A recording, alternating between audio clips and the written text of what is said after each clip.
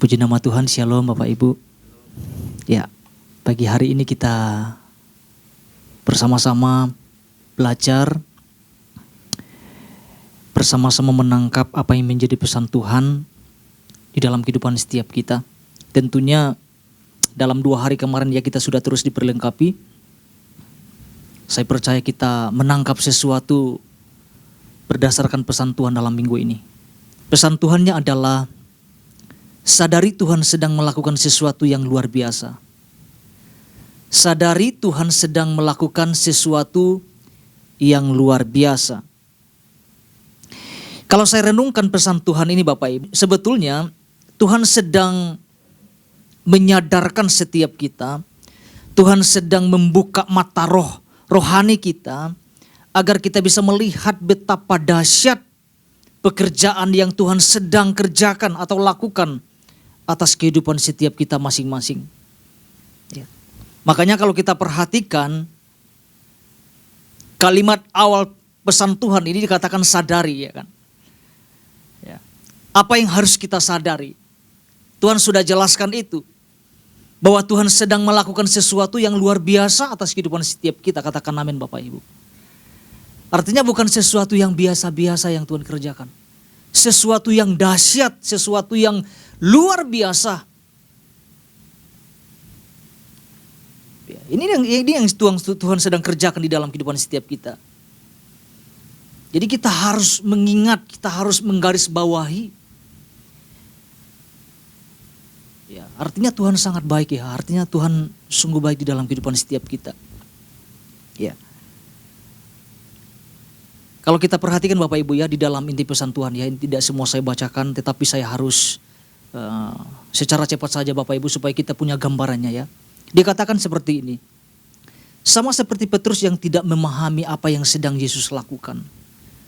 Demikian pula halnya mungkin dengan kita. Ya. Bahwa apa yang sedang terjadi mungkin belum kita mengerti saat ini ya. Pak Ishak sudah banyak memberikan contoh dalam kehidupan setiap kita. Mungkin pernah mengalami kegagalan dalam pekerjaan. Ditinggal orang yang mungkin kita kasihi. Saya ngalamin ini loh Bapak Ibu. Itu tidak gampang itu. Ya. Seseorang bisa kehilangan fokus. Ya. Dalam pengiringannya akan Tuhan. Ya. Kita mau lihat firman Tuhan ya Bapak Ibu ya. Injil Yohanes pasal 13 ayat 7. Ini dasarnya Bapak Ibu. Injil Yohanes pasal 13 ayat 7.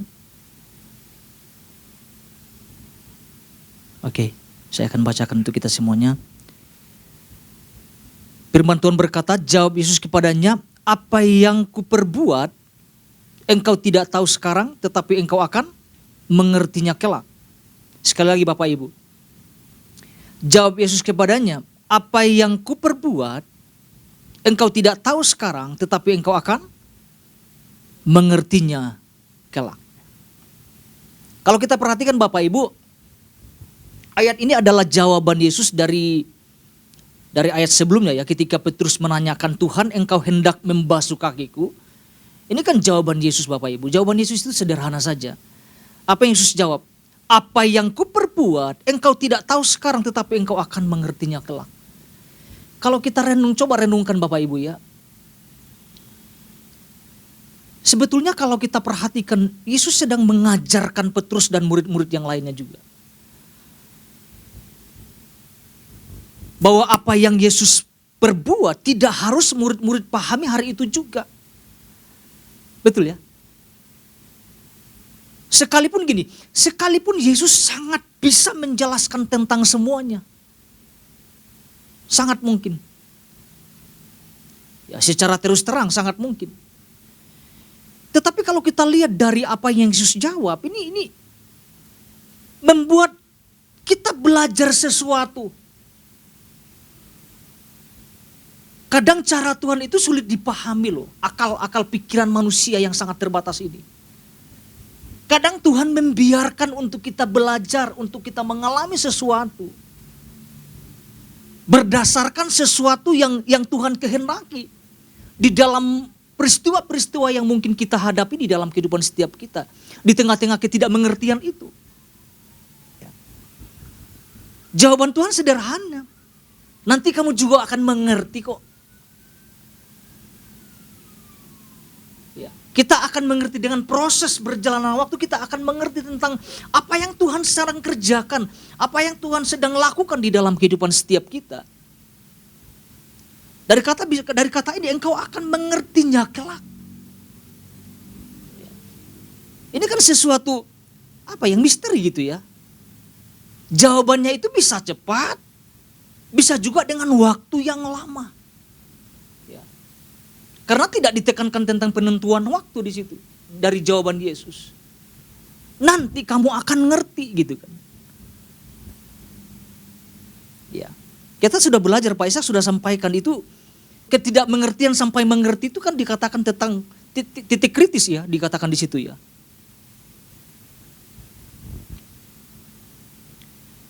Ya, bahkan di tengah-tengah di titik kritis ini banyak orang-orang kehilangan loh. Kehilangan tujuan di dalam kehidupannya. Banyak orang yang berguguran ya dalam hal iman, dalam hal kepercayaannya kepada Tuhan. Bahkan bisa mengalami kekalahan. Ya saya percaya setiap kita pernah mengalami sesuatu yang mungkin tidak menyenangkan di dalam kehidupan setiap kita. Ada di titik itu. Ya. Namun kalau kita perhatikan dikatakan sadari Bapak Ibu. Ini yang jadi fokus saya. Saya coba mempelajari tentang kenapa Tuhan mengawali kata sadari. Apakah kita memang orang-orang percaya tidak menyadari bahwa apa yang Tuhan sedang kerjakan gitu. Di dalam kehidupan setiap kita. Nah kita pagi hari ini akan belajar dua hal Bapak Ibu. Apa yang membuat seseorang tidak menyadari bahwa Tuhan sedang melakukan sesuatu yang luar biasa? Ada dua alasan ini yang kita bisa lihat. Alasan yang pertama gini Bapak Ibu. Karena apa yang Tuhan sedang lakukan tidak sesuai dengan apa yang diharapkan. Ya, karena apa yang Tuhan sedang lakukan tidak sesuai dengan apa yang diharapkan. Kadang apa yang kita harapkan tidak sejalan dengan cara kerja Tuhan. Biasanya yang kita harapkan adalah jalan yang mulus. Ya, tanpa ada hambatan. Itu yang kita harapkan. Sehingga kita gagal paham dalam hal menyelami apa yang sedang Tuhan kerjakan di dalam kehidupan setiap kita. Ya. Kita melupakan bahwa ada skenario Tuhan yang sangat luar biasa. Di setiap mungkin ketidakmengertian yang kita hadapi hari-hari ini. Coba dengar lagi itu Bapak Ibu.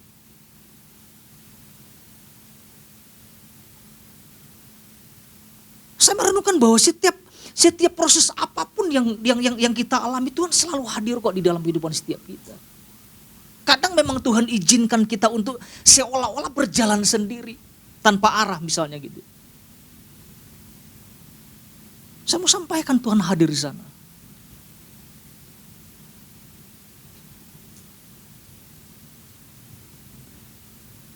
Buat Petrus apa susahnya? Tuhan ngomong saja Tuhan, terbuka saja, jelaskan saja. Ya. Tuhan katakan nanti kamu ngerti kok.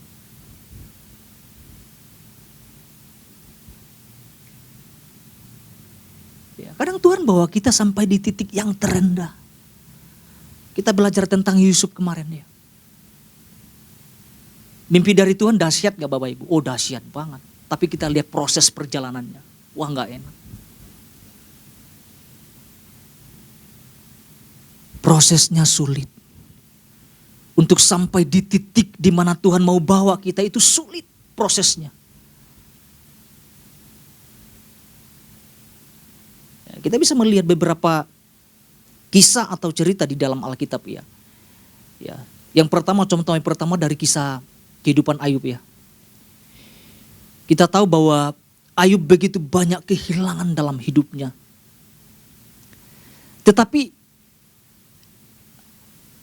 ada waktu di mana Tuhan izinkan sesuatu yang tidak menyenangkan terjadi di dalam kehidupan Ayub. Supaya apa tujuannya? Supaya Ayub mengenal Tuhan dengan benar. Ya. Di tengah-tengah ketidakmengertian, Alkitab katakan bahwa Ayub itu tidak melakukan dosa loh. Di tengah-tengah ketidakmengertian, Ayub tidak melakukan sesuatu yang melanggar. Ya sekalipun pernah mengutuki ya tentang kelahirannya ya. Alkitab mencatat itu kok. Bahkan kita bisa lihat di pasal 42 ayat 2 ya, di Ayub pasal 42 ya. Ayub mengatakan gini, bahwa tidak ada rencanamu yang gagal. Itu dahsyat loh Bapak Ibu.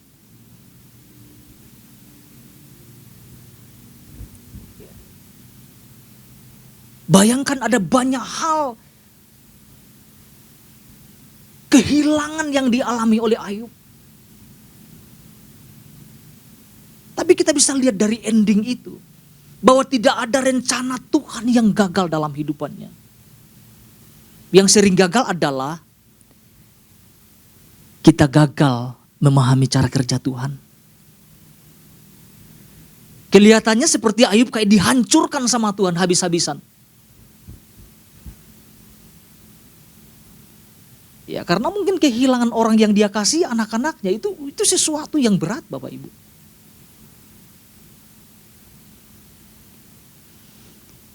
Tapi kita bisa lihat bahwa tidak ada rencana Tuhan yang gagal dalam kehidupan setiap kita. Yang sering gagal adalah kita gagal memahami cara kerja Tuhan. Bahkan di Ayub 42 ayat 5 mengatakan gini, hanya dari kata orang saja aku mendengar tentang engkau, tetapi sekarang mataku sendiri memandang engkau. Ayub tidak akan mengalami tentang sesuatu yang luar biasa ini Bapak Ibu, kalau Tuhan tidak izinkan sesuatu yang menyakitkan di dalam kehidupannya.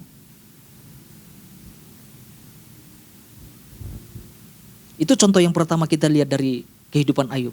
Contoh yang kedua Bapak Ibu, kita pernah belajar tentang peristiwa kematian Lazarus ya. Ada kata di dalam Alkitab mengatakan Tuhan sengaja mengulur-ngulur waktu. Buat Maria dan Marta sulit memahami cara kerja Tuhan ini, sangat sulit.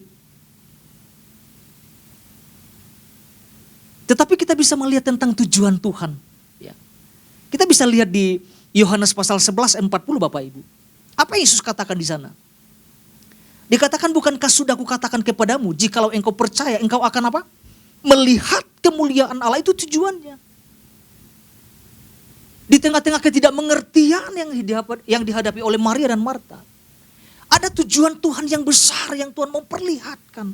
Ada kemuliaan Tuhan yang Tuhan mau perlihatkan. Sama halnya di dalam kehidupan setiap kita. Mungkin kita tidak mengerti saat ini, tapi ada sesuatu yang Tuhan mau perlihatkan kepada setiap kita. Sesuatu yang besar yang Tuhan sedang kerjakan.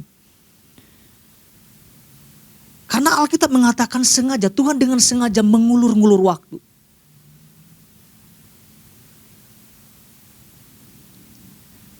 Ya. Kalau mungkin kita ngalamin gitu Bapak Ibu, kita bisa gagal paham loh di situ. Mungkin kita menganggap bahwa Tuhan sudah meninggalkan, tidak peduli dengan kehidupan setiap kita. Ya. Saya percaya orang yang hadir pada saat itu, mereka melihat tentang kebesaran Tuhan. Bukan hanya ditunjukkan kepada Marta dan Maria, tetapi kepada orang-orang yang berkumpul pada saat itu.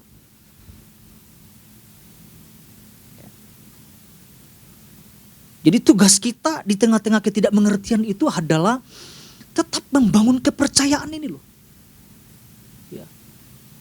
Membangun kepercayaan kita kepada Tuhan. Ya, jangan sampai nanti ketika kita ada di tengah-tengah ketidakmengertian, kita menjauh dari Tuhan, itu bahaya sekali. Kita bisa kehilangan tujuan, kita bisa kehilangan arah loh Bapak Ibu. Ya jadi kuncinya percaya. Ya.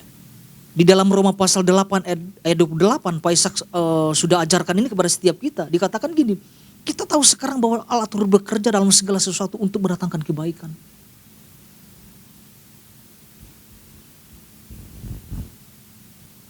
Jadi kita bisa melihat alasan yang pertama gitu ya. Karena apa yang Tuhan sedang lakukan tidak sesuai dengan apa yang kita harapkan.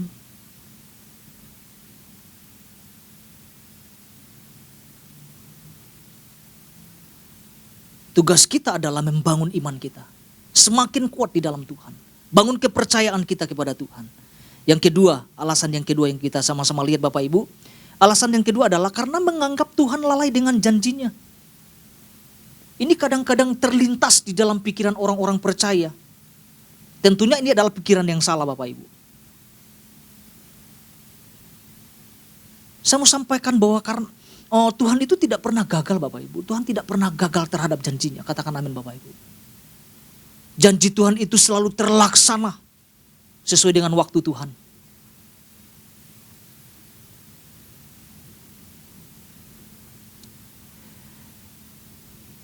Saya mengalami ini Bapak Ibu. Saya pernah menuntut ini sama Tuhan. Saya pernah mempertanyakan tentang janji Tuhan di dalam kehidupan saya. Ya saya secara jujur Bapak Ibu.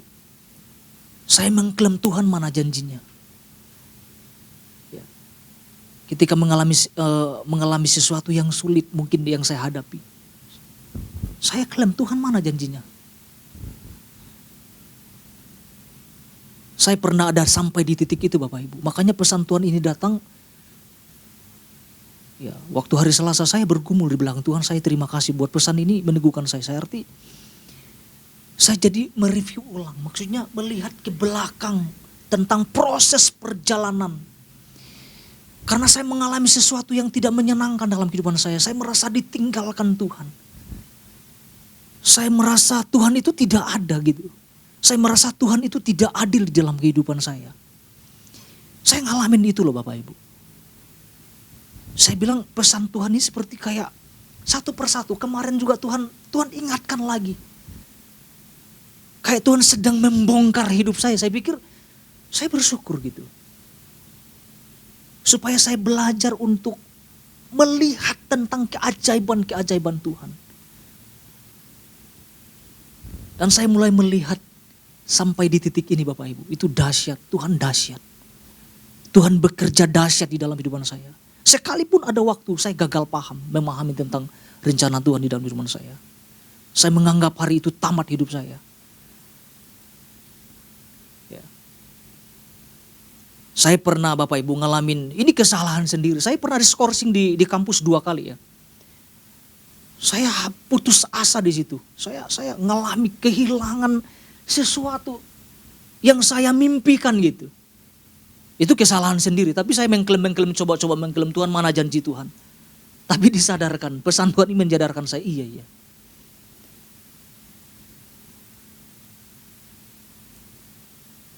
Dan saya renungkan gini, Tuhan kenapa saya gak diusir di kampus pada saat itu ya. Karena orang membuat kesalahan 1 kali saja, itu tidak ada ampun kok. Itu udah jelas.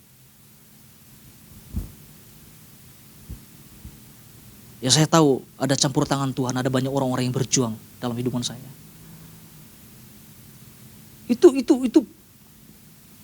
pengalaman yang membuat saya membayangi saya. Tuhan kenapa tidak gagal ya? Karena ada teman-teman rekan-rekan saya satu angkatan membuat kesalahan saja sudah langsung keluar, nggak ada ampun itu.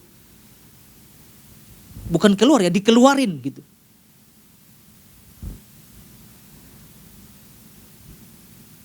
Ya ini cerita karena sedang kelihatannya memalukan, tapi buat saya iya. Kadang saya tidak ngerti. Kadang ada waktu-waktu saya harus menyerah, Tuhan saya udah kalah, udah nggak bisa gitu.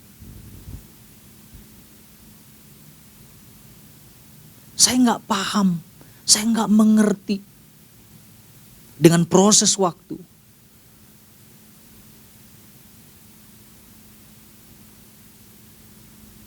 Pelan-pelan saya mulai mengerti, memahami maksud Tuhan.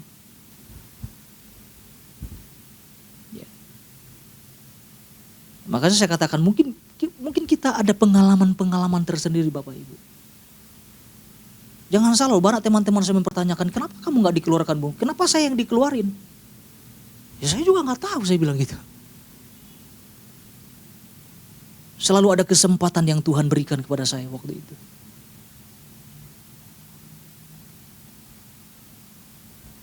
Ya, kita mau lihat firman Tuhan ya Bapak Ibu. 2 Petrus pasal 3 ayat 9. Ya. Ternyata ada orang yang berpikiran tentang janji Tuhan tuh gagal tuh. Ada ayatnya Bapak Ibu. 2 Petrus pasal 3 ayat 9. Firman Tuhan berkata gini Bapak Ibu. Tuhan tidak lalai menepati janjinya. Alkitab katakan selanjutnya gini. Sekalipun ada orang nih. Ada orang yang menganggapnya sebagai kelalaian. Saya merenungkan pesan firman Tuhan ini dalam ayat ini Bapak Ibu. Iya. Ternyata ada orang-orang tertentu, mungkin ada orang-orang percaya. Menganggap sebagai suatu kelalaian. Artinya Tuhan melupakan janjinya.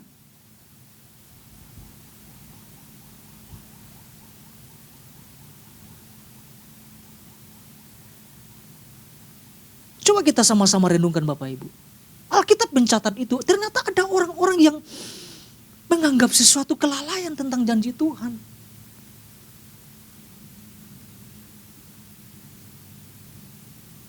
Saya belajar artinya, jangan sampai kita suka mengklaim sesuatu dari Tuhan, padahal kita tidak sedang melakukan sesuatu yang Tuhan inginkan gitu loh. Kita mengklaim janji Tuhan tapi malas ke gereja. Kita mengklaim janji Tuhan malas berdoa. Kita mengklaim janji Tuhan malas persekutuan.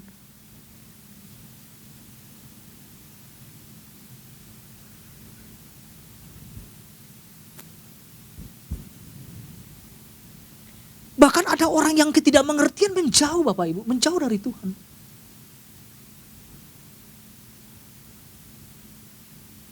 Saya sama istri pernah melayani ada orang yang datang ke rumah. Mahasiswa. Kok kayak gini ya? Saya tidak langsung memberikan jawaban tentang ini firmannya, enggak. Saya tanya tentang hubungan kamu sama Tuhan bagaimana saat ini? Persekutuan yang ada enggak persekutuan yang kamu bangun? Enggak ada.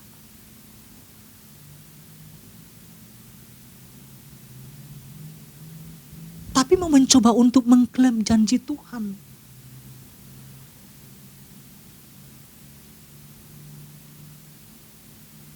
Menganggap Tuhan gagal terhadap janjinya. Saya katakan Tuhan tidak pernah gagal kok terhadap janjinya. Tuhan selalu tepati. Tuhan selalu laksanakan setiap apa yang Tuhan janjikan. Saya tegas menjawab dengan hal itu. Kami layani, beberapa kali kami layani.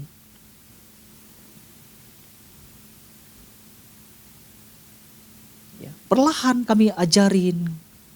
Bukan tidak ngerti loh Bapak Ibu, itu ngerti loh.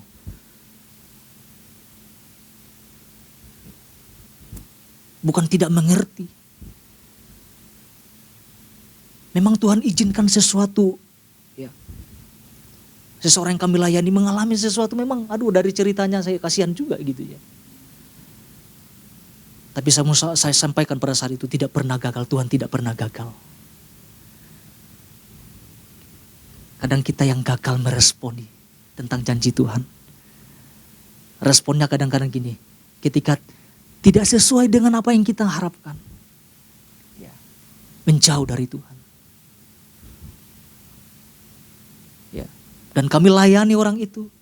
Dan sampai sekarang melayani Tuhan. Puji Tuhan ya Bapak Ibu ya. Melayani Tuhan. Sambil bekerja dan pekerjaannya luar biasa. Ya.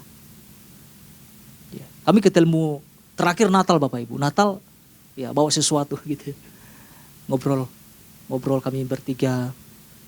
Saya minta didoakan supaya pekerjaannya berhasil gitu. Ya saya bilang Tuhan yang membuat berhasil. Ya. Jadi teman ya, sekarang jadi teman, jadi sering main ke rumah dan sebagainya ya. Jadi kalau kita memperhatikan pesan Tuhan nih Bapak Ibu, kadang-kadang ada sesuatu yang memang Tuhan buat kita tidak mengerti. Dari setiap mungkin yang kita hadapi, yang kita jalani hari-hari ini. Tapi pesannya kan tidak berhenti kan. Tapi Tuhan mengatakan nanti kamu mengerti kok. Itu yang saya pegang. Nanti kamu akan mengerti. Saat ini kami tidak mengerti. Ada pergumulan-pergumulan. Tapi akan mengerti nanti. Ya. Tugasnya apa Bapak Ibu? Tetap fokus. Pandangan kita mesti fokus saja sama Tuhan. Jangan kepada yang lain fokusnya. Fokus kita adalah kepada Tuhan. Jadi Bapak Ibu, saya tidak panjang lebarkan ya renungan pagi hari ini. Kita belajar 2 alasan ini Bapak Ibu.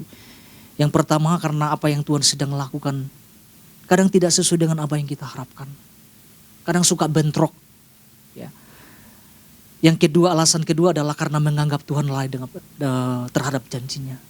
Saya mau sampaikan Tuhan tidak pernah lalai terhadap janjinya. Tuhan akan laksanakan apa yang Tuhan janjikan di dalam kehidupan setiap kita. Tuhan Yesus memberkati.